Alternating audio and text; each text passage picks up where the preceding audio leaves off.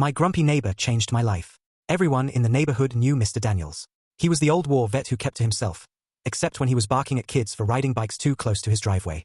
Rumor had it he'd fought in Vietnam, but no one knew for sure because no one dared to ask. His yard was immaculate, his flag always perfectly folded at night, and his expression could curdle milk.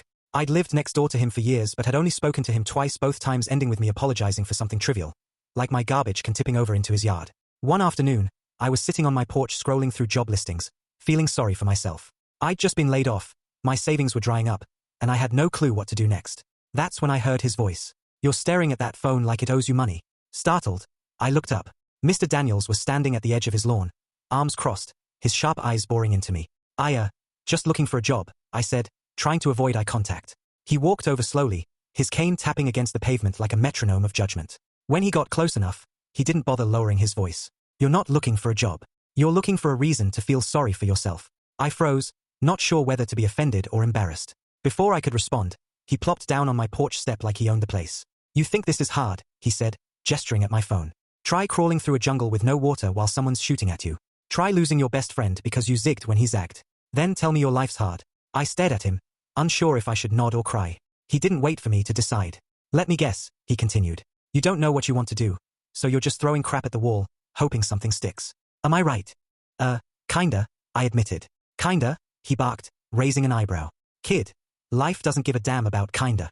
You want something? Go get it. You screw up?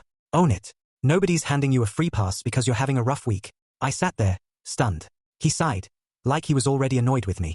"Here's the deal," he said, leaning in. "Every day you waste feeling sorry for yourself is a day you're stealing from your future. You don't have to know everything right now, but you sure as hell better start moving. And stop worrying about failing. You're going to fail. That's how you learn. You fall, you get up. End of story." Then he stood up, dusted off his pants, and looked at me like he was about to give me one last test. "You got a pen?" Yeah. I scrambled to grab one. He pointed to the notepad I had on the table. "Write down 3 things you can do today to move forward. I don't care if it's applying to a job, learning a skill, or even cleaning your damn house. Just do something. Because sitting here whining isn't an option."